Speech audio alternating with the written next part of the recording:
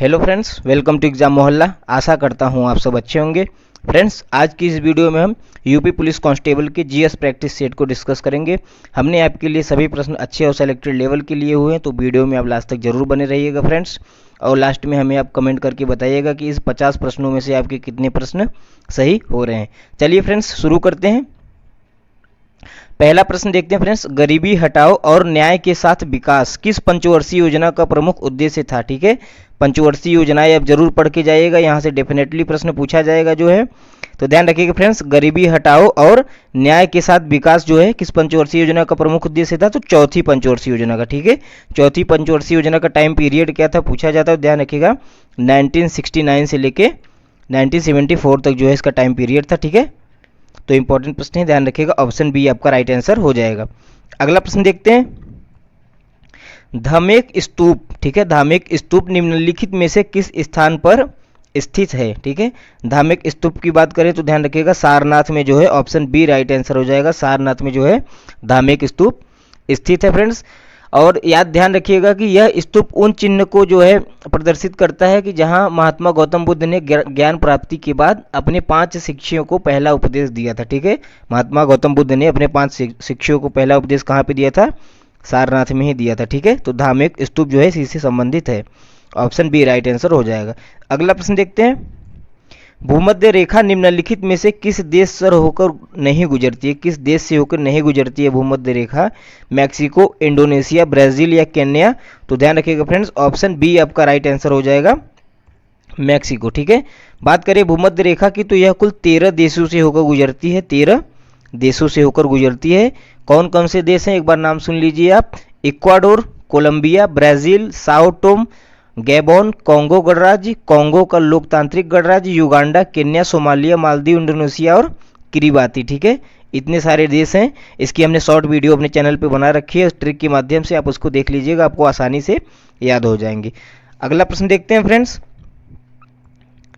निम्नलिखित में से किस प्रदेश की सीमा अरुणाचल प्रदेश से नहीं लगती है। भारत का एक पूर्वोत्तर राज्य है अरुणाचल प्रदेश। तो प्रश्न पूछा जा रहा है कि किस प्रदेश की सीमा जो है अरुणाचल प्रदेश से नहीं लगती है, आसाम, नागालैंड, मिजोरम या मणिपुर।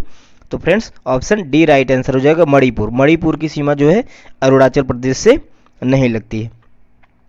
अगला प्रश्न देखते हैं, अच्छन महाराज निम्नलिखित में से किस क्षेत्र से संबंधित है। इंपॉर्टेंट प्रश्न है आर्ट एंड कल्चर का, ध्यान रखिएगा। अच्छन महाराज जी कौन थे, पहले ध्यान दीजिए। आपने देखा होगा कि कथक के फेमस जो है नृत्य थे पंडित बिरजू महाराज जी, उनके पिताजी थे अच्छन महाराज। इनका वास्तविक नाम क्या था, पंडित जगन्नाथ महाराज। ठीक है, पंडित जगन्नाथ के नाम से भी इन्हें जाना जाता था, इनका वास्तविक नाम यही था।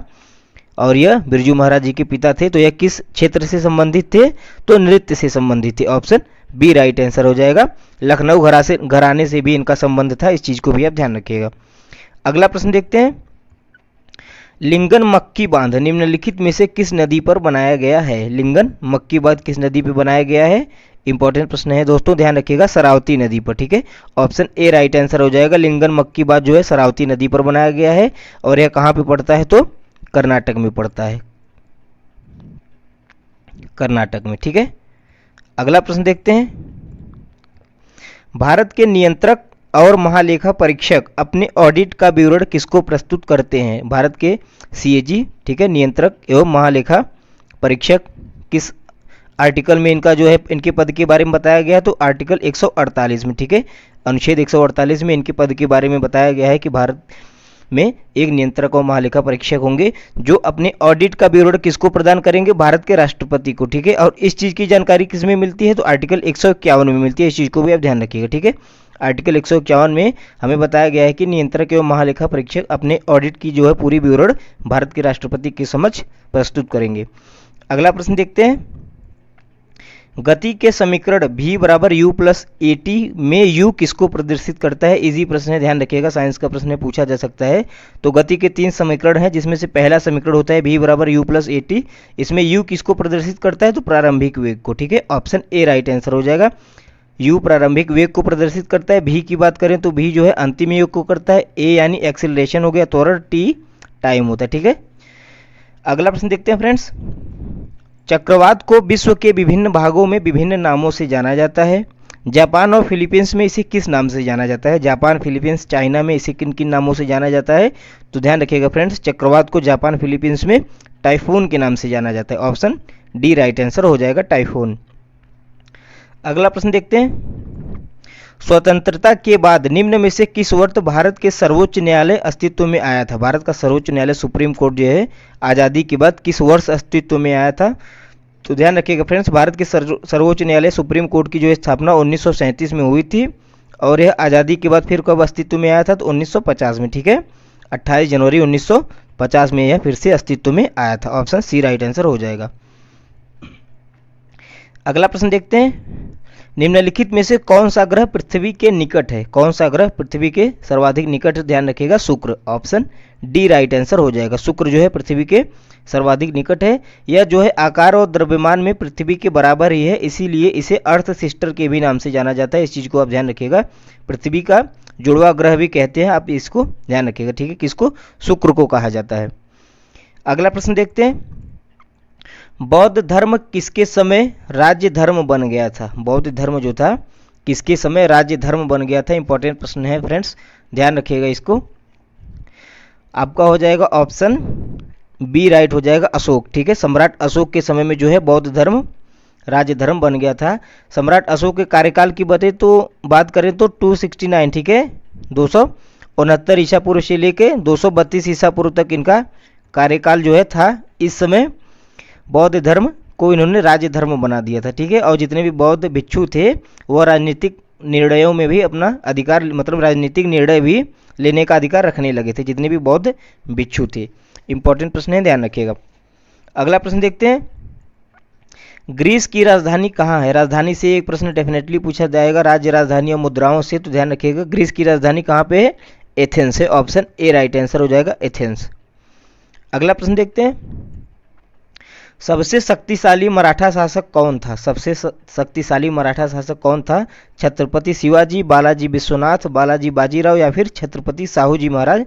तो ध्यान रखिएगा, छत्रपति शिवाजी जिन्होंने जो है मराठा साम्राज्य की स्थापना भी की थी, वो सबसे शक्तिशाली मराठा शासक थे, ठीक है, ऑप्शन ए राइट आंसर हो जाएगा। अगला प्रश्न देखते हैं फ्रेंड्स, निम्नलिखित में से कौन हमारे सौरमंडल का सबसे बड़ा ग्रह है? हमारे सौरमंडल का सबसे बड़ा ग्रह कौन सा है?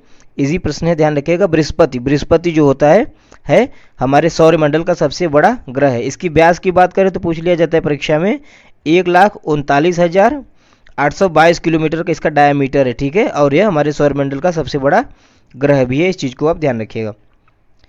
अगला प्रश्न देखते हैं फ्रेंड्स,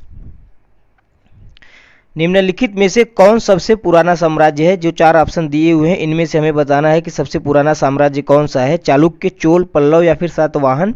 तो फ्रेंड ध्यान रखिएगा, इनमें से सातवाहन, ठीक है, ऑप्शन डी राइट आंसर हो जाएगा। सातवाहन साम्राज्य जो है सबसे पुराना है। मौर्यों के बाद, मौर्य काल के बाद इनका जो है उद्भव होता है और इसकी स्थापना पूछ लेता है परीक्षा में, तो ध्यान रखिएगा सातवाहन साम्राज्य की स्थापना किसने की थी? सिमुक ने की थी, ठीक है, सिमुक ने इसकी स्थापना की थी सातवाहन साम्राज्य की। अगला प्रश्न देखते हैं, भारत के उपराष्ट्रपति का चयन किसके द्वारा किया जाता है? इंपॉर्टेंट प्रश्न है, ध्यान रखिएगा। पहले तो इंपॉर्टेंट हो जाता है भारत के उपराष्ट्रपति को किस आर्टिकल में बताया गया है, तो ध्यान रखिएगा आर्टिकल 63 में, ठीक है, आर्टिकल 63 में उपराष्ट्रपति के पद के बारे में बताया गया है और 52 में राष्ट्रपति के पद के बारे में बताया गया है। अब प्रश्न पूछ रहा है कि उपराष्ट्रपति का चयन किसके द्वारा किया जाता है, तो ध्यान रखिएगा फ्रेंड्स, संसद के दोनों सदनों के सदस्यों द्वारा, ठीक है, संसद के दोनों सदन कौन कौन से होते हैं? लोकसभा और राज्यसभा, उनके सदस्यों द्वारा जो है भारत के उपराष्ट्रपति का चयन किया जाता है। अगला प्रश्न देखते हैं फ्रेंड्स, भारतीय संविधान के ड्राफ्टिंग कमेटी के प्रमुख कौन थे? इंपॉर्टेंट प्रश्न है, वेरी वेरी इंपॉर्टेंट है, इसको ध्यान रखिएगा। ड्राफ्टिंग कमेटी के जो है प्रमुख कौन थे? ऑप्शन ए राइट आंसर हो जाएगा, भीमराव अंबेडकर जी थे, ठीक है। इनके सदस्य भी कभी कभी पूछ लेता है कि ड्राफ्टिंग कमेटी में कितने कुल सदस्य थे, तो ध्यान रखिएगा 7 सदस्य थे, ठीक है, 7 सदस्य थे। अगला प्रश्न देखते हैं, उत्तर प्रदेश में आंवला का सर्वाधिक उत्पादन करने वाला जिला कौन सा है? उत्तर प्रदेश में सर्वाधिक उत्पादन आंवला का कहाँ पे होता है? रायबरेली, प्रतापगढ़, फैजाबाद या फिर प्रयागराज? तो ध्यान रखिएगा फ्रेंड्स, ऑप्शन बी आपका राइट आंसर हो जाएगा, प्रतापगढ़, ठीक है, प्रतापगढ़ जो है आंवला के उत्पादन में सर्वाधिक है उत्तर प्रदेश के सभी जिलों में। अगला प्रश्न देखते हैं, उत्तर प्रदेश में प्रथम दुग्ध सहकारी समिति की स्थापना हुई। उत्तर प्रदेश में प्रथम जो है दुग्ध सहकारी समिति की स्थापना कहाँ पे हुई थी और कब हुई थी, ध्यान रखिएगा 1917 में हुई थी। कहाँ पे हुई थी, प्रयागराज में हुई थी। ठीक है, प्रयागराज उस समय इलाहाबाद के नाम से जाना जाता था, तो वहीं पे प्रथम दुग्ध सहकारी समिति की स्थापना हुई थी। अगला प्रश्न देखते हैं फ्रेंड्स, उत्तर प्रदेश में उर्दू को द्वितीय राजभाषा के रूप में कब घोषित किया गया। इंपॉर्टेंट प्रश्न है, ध्यान रखिएगा, डेफिनेटली यह परीक्षा में आपकी पूछा जाएगा, स्टार मार्क लगा लीजिएगा कि उर्दू को जो है द्वितीय राजभाषा का दर्जा उत्तर प्रदेश में कब मिला था। तो ध्यान रखिएगा 1989 में मिला था। ठीक है, 1989 में इसको मिला था। एक प्रश्न यहाँ से और पूछ रहा है कि उर्दू अकादमी की स्थापना कब की गई। तो ध्यान रखिएगा उर्दू के प्रचार प्रसार के लिए राज्य में उर्दू अकादमी की स्थापना हुई थी। कब हुई थी, 1972 में हुई थी। ठीक है, यह दोनों जो है ध्यान रखिएगा ईयर 1989 और 1972।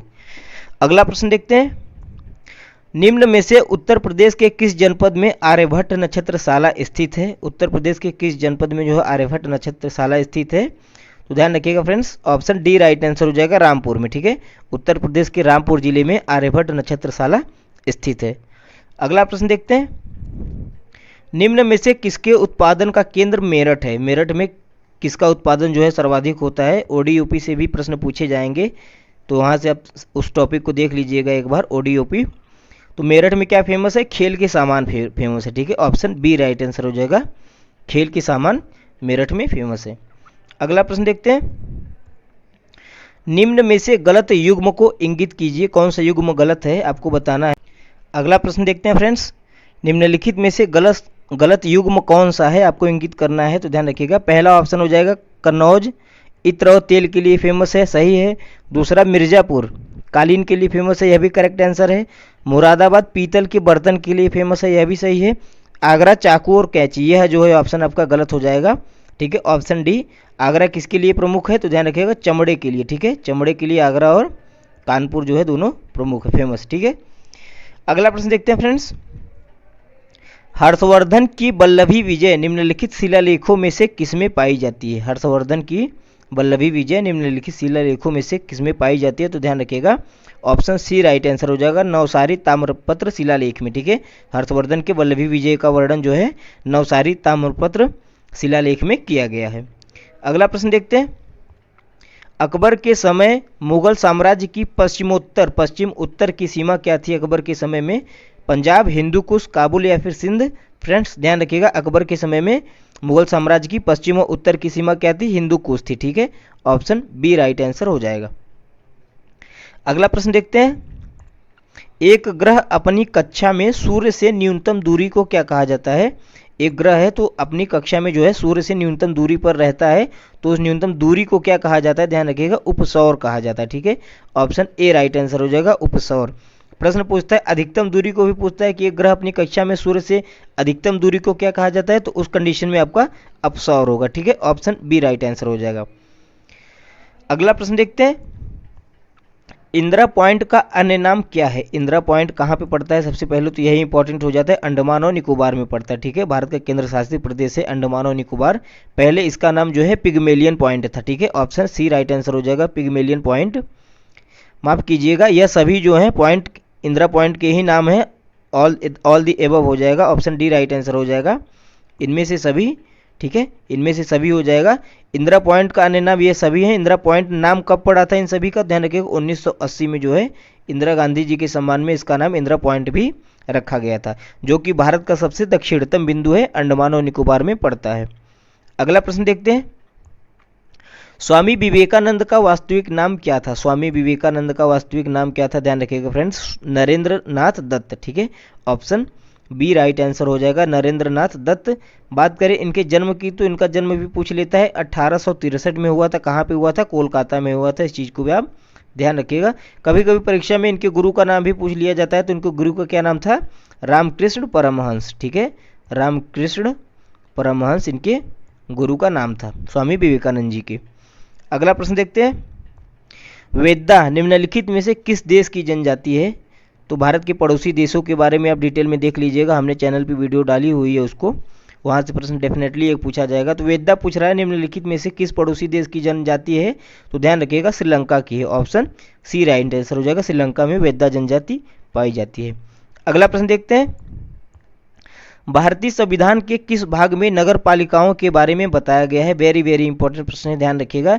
भारतीय संविधान के किस भाग में जो है नगर पालिकाओं के बारे में बताया गया है फ्रेंड्स? तो भाग 9A में, भाग 9 में नगर पंचायत के बारे में बताया गया है, और पंचायत के बारे में भाग 9 में नगर पालिकाओं के बारे में बताया गया है। ठीक है, नगर पालिकाओं के बारे में बताया गया है। यह प्रश्न पूछा जाता है कि किस संविधान संशोधन के तहत जो है नगर पालिकाओं को जो है हमारे संविधान में जोड़ा गया था? तो 74वें संविधान संशोधन। ठीक है, 74वें संविधान संशोधन जो कि कब हुआ था?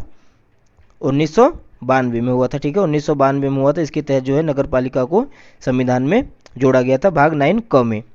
अगला प्रश्न देखते हैं, भारत के प्रथम समाचार पत्र बंगाल गजट के संस्थापक कौन थे? बंगाल गजट जो था भारत का प्रथम समाचार पत्र था। एक पॉइंट यहीं से क्लियर कर लीजिएगा, इंपॉर्टेंट है। इसको जो है संस्थापक कौन थे? तो जेम्स हिक्की थे। ठीक है, जेम्स हिक्की थे। और कब इसके संस्थापक जेम्स हिक्की जी बने थे? तो 1780 में। ठीक है, संस्थापक बने थे। और कहाँ से प्रकाशित हुआ था? कलकत्ता से। इस चीज़ को भी आप ध्यान रखिएगा, कोलकाता से जो है इसकी प्रकाशन यह हुआ था, बंगाल गजट। अगला प्रश्न देखते हैं, निम्नलिखित में से भारत के पश्चिमी तट में स्थित क्षेत्र का नाम बताइए। भारत का पश्चिमी तट जो है उसका हमें नाम बताता है। ये पश्चिमी तट जो है इसका नाम क्या है? मालाबार क्षेत्र इसको कहते हैं। ठीक है, ऑप्शन डी राइट आंसर हो जाएगा। इस साइड वाले को कोरमंडल तट कहा जाता है, इसे मालाबार तट। केरल और कर्नाटक के तटीय क्षेत्रों में यह पड़ता है, मालाबार तट। अगला प्रश्न देखते हैं, अधिकेंद्र एपिसेंटर शब्द किससे संबंधित है? तो ध्यान रखिएगा, यह जो है भूकंप से संबंधित है। ठीक है, एपिसेंटर शब्द किससे संबंधित है? ऑप्शन ए राइट आंसर हो जाएगा, भूकंप से।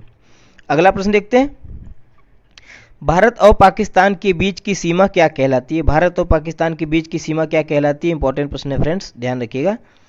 रेड क्लिफ के नाम से जाना जाता है। ठीक है, रेड क्लिफ रेखा। रेड क्लिफ रेखा जो है भारत और पाकिस्तान के बीच की है। मैकमोहन रेखा जो है भारत और चाइना के बीच की है। डूरंड रेखा जो है भारत और पाकिस्तान के बीच की है। हालांकि जो पीओके का पार्ट था तो भारत और अफगानिस्तान के भी बीच की डूरंड रेखा आई थी। ठीक है, अगला प्रश्न देखते हैं, निम्न में से कौन सा केरल का एक पारंपरिक रंगमंच है जहां 8 दिनों में 8 नाटक प्रदर्शित किए जाते हैं? केरल का एक पारंपरिक रंगमंच है, तो वहां पे 8 दिनों में 8 नाटक प्रदर्शित किए जाते हैं। कौन सा है? तो यक्षगान, कृष्णाट्टम, माच या फिर तेरुकुत्थु। तो ध्यान रखिएगा, कृष्णाट्टम। ठीक है, ऑप्शन बी राइट आंसर हो जाएगा, कृष्णाट्टम। अगला प्रश्न देखते हैं, इंदिरा गांधी परमाणु अनुसंधान संस्थान निम्नलिखित में से किस राज्य में है? इंदिरा गांधी परमाणु अनुसंधान संस्थान किस राज्य में है? कर्नाटक में, तमिलनाडु, आंध्र प्रदेश या फिर Kerala? Option friends B right answer हो जाएगा, तमिलनाडु में जो है इंदिरा गांधी परमाणु अनुसंधान स्थित है।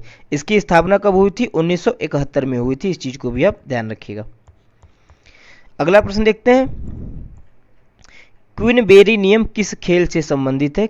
खेल से संबंधित सारी शब्दावलियों को आप देख लीजिएगा एक बार। तो क्वीनबेरी नियम किस खेल से संबंधित है फ्रेंड्स? ध्यान रखिएगा, बॉक्सिंग से संबंधित है। ऑप्शन डी राइट आंसर हो जाएगा, बॉक्सिंग। क्वीनबेरी किससे संबंधित है? बॉक्सिंग से। अगला प्रश्न देखते हैं, यूनेस्को द्वारा विज्ञान के क्षेत्र में प्रसिद्ध होने वाले व्यक्ति को निम्न में से कौन सा पुरस्कार दिया जाता है? पुरस्कार किसके द्वारा दिया जाता है? यूनेस्को द्वारा। ठीक है, तो ध्यान रखिएगा, यूनेस्को के द्वारा विज्ञान के क्षेत्र में कलिंग पुरस्कार दिया जाता है। ठीक है, ऑप्शन सी राइट आंसर हो जाएगा, कलिंग पुरस्कार। ठीक है, और यह कब दिया जाता है? तो 10 नवंबर को, जिस दिन विश्व विज्ञान दिवस पड़ता है उसी दिन जो है यह प्रतिष्ठित व्यक्तियों को दिया जाता है। यह चीज जरूर ध्यान रखिएगा कि कलिंग पुरस्कार यूनेस्को द्वारा दिया जाता है। यह परीक्षा में पूछा जाता है प्रश्न। अगला प्रश्न देखते हैं, निम्नलिखित में से कौन भारत में स्थापित प्रथम राष्ट्रीय उद्यान है? निम्नलिखित में से कौन सा राष्ट्रीय उद्यान है जो भारत में प्रथम सबसे पहला था स्थापित होने वाला? तो ध्यान रखिएगा friends, Jim Corbett national park. ठीक है, ऑप्शन बी राइट आंसर हो जाएगा।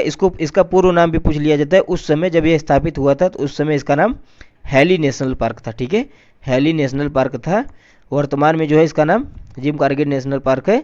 इसकी स्थापना कब हुई थी? 1936 में हुई थी। ठीक है, एक प्रश्न और यहाँ से पूछा जाता है फ्रेंड्स कि इसमें जो है प्रोजेक्ट टाइगर की पहल कब से शुरू हुई थी? तो ध्यान रखिएगा, 1973 से। ठीक है, 1973 में जो है प्रोजेक्ट टाइगर की शुरुआत कॉर्बेट नेशनल पार्क में होती है। अगला प्रश्न देखते हैं, निम्न में से किसे लाल ग्रह के नाम से जाना जाता है? निम्न में से किसे लाल ग्रह के नाम से जाना जाता है? तो ध्यान रखिएगा, मंगल को। ऑप्शन डी राइट आंसर हो जाता है, मंगल ग्रह को लाल ग्रह के नाम से भी जाना जाता है, रेड प्लैनेट के नाम से। अगला प्रश्न देखते हैं, निम्नलिखित में से किस घटना के बाद अशोक की नीति में परिवर्तन आया था? किस घटना के बाद अशोक की नीति में परिवर्तन आया था? ध्यान रखिएगा, कलिंग युद्ध के बाद। ऑप्शन बी राइट आंसर हो जाएगा। कलिंग युद्ध में इतने जो है सेनाओं, इतने सैनिकों की हत्या होती है, मृत्यु होती है, जिसको देखकर सम्राट अशोक जो थे हमेशा हमेशा के लिए युद्ध त्याग देते हैं और इसी युद्ध के बाद वो बौद्ध धर्म को भी अपना लेते हैं। इस चीज़ को भी आप ध्यान रखिएगा। यह प्रश्न पूछा जाता है कि सम्राट अशोक ने जो है बौद्ध धर्म कब अपनाया था? तो कलिंग युद्ध के बाद। ठीक है, कलिंग युद्ध के बाद। अगला प्रश्न देखते हैं, भारत का राष्ट्रीय गान किसने लिखा है? इजी प्रश्न है, आप सबको पता होना चाहिए। कुछ लोग तो राष्ट्रीय गान और राष्ट्रीय गीत में ही कंफ्यूज हो जाते हैं। राष्ट्रीय गीत जो है वह बंकिम चंद्र चटर्जी जी ने गाया है और लिखा है, और राष्ट्रीय गान रविंद्रनाथ टैगोर जी ने गाया था। ऑप्शन सी राइट आंसर हो जाएगा। इन्होंने इसको लिखा था बंगाली भाषा में। अब वर्तमान में जो हमारा राष्ट्रीय गान है यह हिंदी अनुवादित है। तो इसको सर्वप्रथम कब गाया गया, यह भी प्रश्न पूछा जाता है कि जन गण मन को सर्वप्रथम कब गाया गया था? ध्यान रखिएगा, कांग्रेस का राष्ट्रीय अधिवेशन हुआ था कलकत्ता में, वहाँ पे 1911 में इसको गाया गया था। ठीक है, 1911 में इसको गाया गया था। अगला प्रश्न देखते हैं फ्रेंड्स, निम्नलिखित में से गलत युग्म को इंगित कीजिए। कौन सा युग्म गलत है? कानपुर में चमड़ा के लिए फेमस है, सही है। मेरठ चीनी के लिए, सहारनपुर कागज के लिए, वाराणसी सीमेंट के लिए फेमस नहीं है। ठीक है, ऑप्शन बी राइट आंसर हो जाएगा। सीमेंट के लिए सोनभद्र फेमस है। ठीक है, अगला प्रश्न देखते हैं फ्रेंड्स, उत्तर प्रदेश के किस जिले में 2011 की जनगणना के अनुसार निम्न साक्षरता अंकित की गई थी? सबसे कम लिटरेसी रेट जो है यूपी के किस जिले में था? तो ध्यान रखिएगा, इंपॉर्टेंट प्रश्न है। Shravasti, option D right answer हो जाएगा। श्रावस्ती में जो है सबसे कम साक्षरता दर थी। और सबसे अधिक की बात करें तो कहाँ पे थी? तो ध्यान रखिएगा, गौतम बुद्ध नगर में। ठीक है, गौतम बुद्ध नगर में सर्वाधिक थी। अगला प्रश्न देखते हैं, निम्न में से कौन सही सुमेलित है? कौन सा सही सुमेलित है? ध्यान रखिएगा, बखीरा वन्यजीव अभयारण्य कहाँ पे पड़ता है? उन्नाव में नहीं पड़ता है, यह पड़ता है कहाँ पे? संत कबीर नगर में। ठीक है, बखीरा ध्यान रखिए कहाँ पड़ता है? संत कबीर नगर में। उसके बाद ओखला कहाँ पे पड़ता है? ओखला ललितपुर में नहीं पड़ता है, ओखला पड़ता है गौतम बुद्ध नगर में। ठीक है, गौतम बुद्ध नगर में ओखला पड़ता है। सांडी वन्यजीव अभयारण्य कहाँ पड़ता है? हरदोई में पड़ता है, यह राइट आंसर हो जाएगा, यह करेक्ट है, बाकी सब गलत है। महावीर स्वामी कहाँ पे पड़ता है? बस्ती में नहीं पड़ता है, यह पड़ता है ललितपुर में। ठीक है, इस तरह से चारों ऑप्शन आप याद कर लीजिएगा। ललितपुर में जो है महावीर स्वामी पड़ता है, ओखला गौतम बुद्ध में पड़ता है, गौतम बुद्ध नगर में, संत कबीर नगर में बखीरा पड़ता है, और सांडी हरदोई में पड़ता है। अगला प्रश्न देखते हैं, उत्तर प्रदेश में सर्वाधिक जनसंख्या वाली जनजाति है? जनजाति पूछ रहा है, सबसे ज़्यादा सर्वाधिक जनसंख्या वाली जनजाति कौन सी है? थारू है, गोंड है, खैरवार है, या फिर चेरो है? तो ध्यान रखिएगा friends, option A right answer हो जाएगा। थारू जनजाति जो है वह यूपी में सबसे अधिक है। यहाँ से एक प्रश्न पूछा जाता है कि थारू जनजाति जो है दिवाली को शोक के रूप में मनाते हैं, इस चीज़ को भी आप ध्यान रखिएगा। कौन सी जनजाति दिवाली को शोक के रूप में मनाती है, प्रश्न पूछा गया है, तो थारू जनजाति ही मनाती है। यह जो है उत्तर प्रदेश के तराई क्षेत्रों में पाए जाते हैं, इस चीज़ को भी आप ध्यान रखिएगा। ठीक है, खासकर गोरखपुर में। तो फ्रेंड्स, कमेंट करके हमें ज़रूर बताइएगा कि आपके कितने प्रश्न सही हुए, और वीडियो को लास्ट तक देखने के लिए आपका बहुत बहुत धन्यवाद। अगर आप नए हैं तो चैनल को सब्सक्राइब जरूर कीजिएगा और अपने दोस्तों के साथ इसे शेयर कीजिएगा।